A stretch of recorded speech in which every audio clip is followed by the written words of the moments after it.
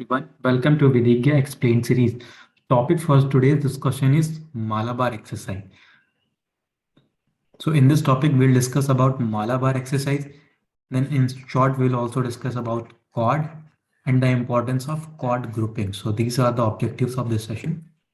So let's start about Malabar exercise.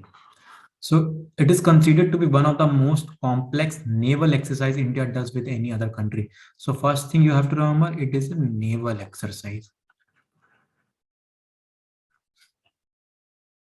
Origin of Malabar exercise. So Malabar, which began as a bilateral exercise, it started as a bilateral exercise in the year 1992 between India and USA in 1992 and become a multilateral with the addition of Australia and Japan. So after this, in 2015, Japan joined, India, USA, and Japan. Now in 2021, Australia also joined. So now it becomes a India, US, Japan, and Australia. So this is a Malabar exercise. Now it is between four countries: that's it, India, Japan, Australia, and USA. So you can see Navy, both Navy ships and frigates, and this is the aircraft carrier. So it is a naval exercise between four countries. Started in 1992. So you have to remember that in 2015, Japan joined, and in 2021, Australia joined this exercise.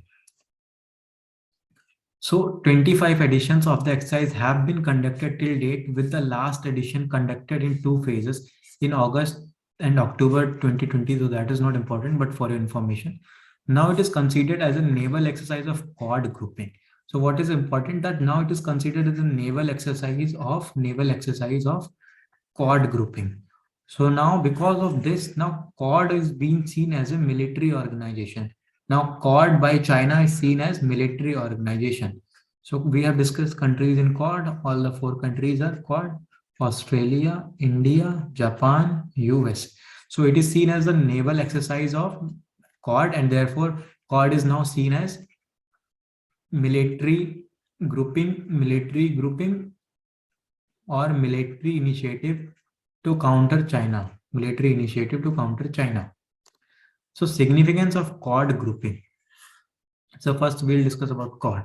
So quadrilateral security dialogue is the informal strategic dialogue between India, USA, Japan, and Australia, which shared the objective to ensure and support a free, open, and prosperous Indo-Pacific region.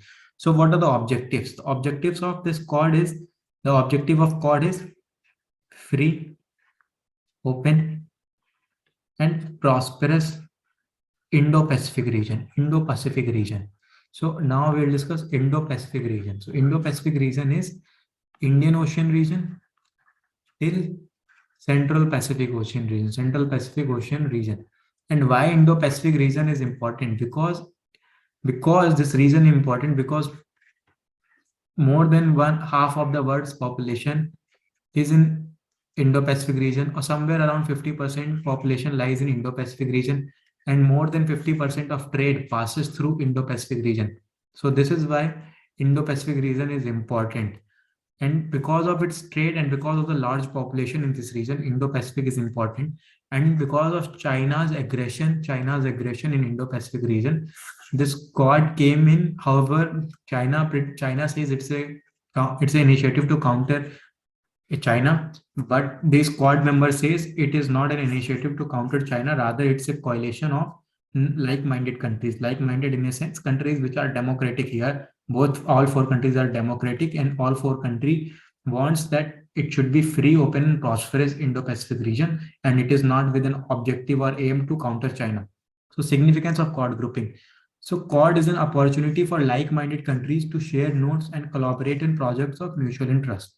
The members share a vision of open, free, and Indo-Pacific. It is one of many avenues for interaction among India, Australia, Japan, and the USA, and should not be seen in an exclusive context.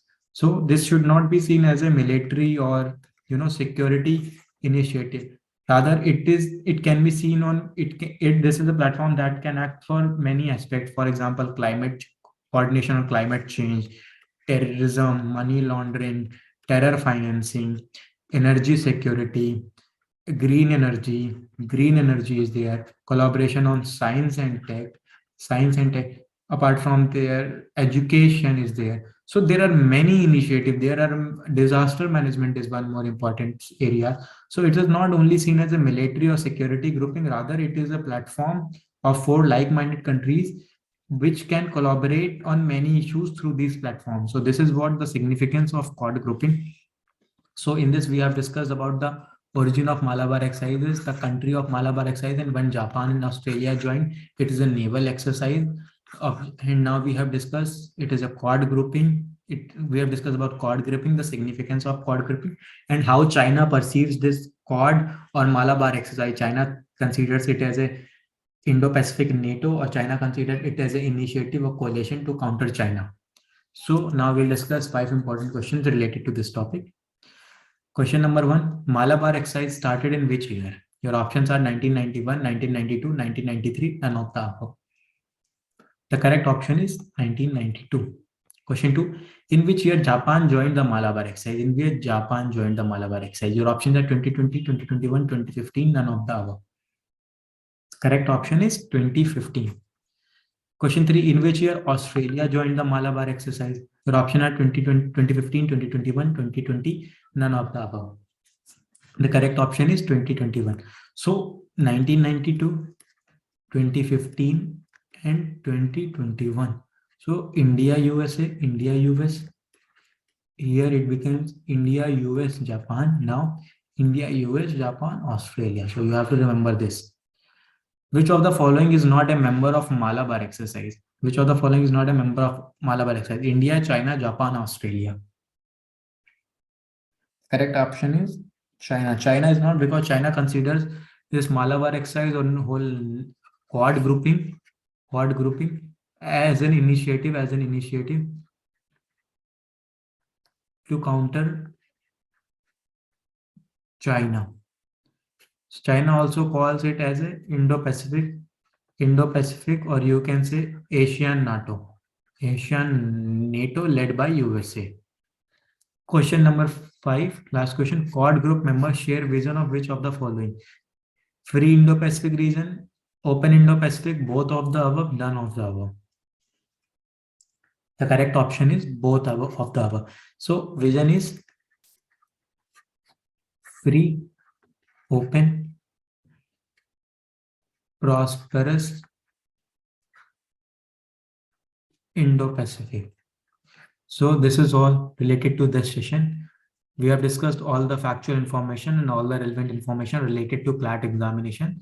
So that's all for this session. Stay logical with Vidikya, your best pal in CLAT preps.